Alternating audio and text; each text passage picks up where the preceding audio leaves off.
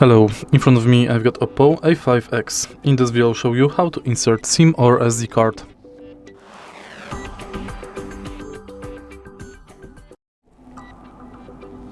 In the beginning, prepare SIM card tray opener.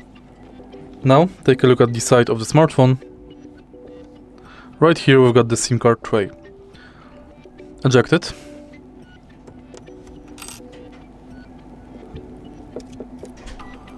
And here we've got the SD card slot and two SIM card slot. Place the SIM card like this and SD card like this.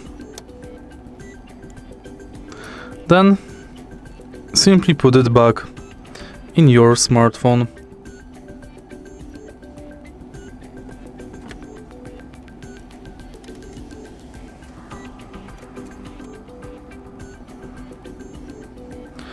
If you find this video helpful, please leave like, comment and subscribe.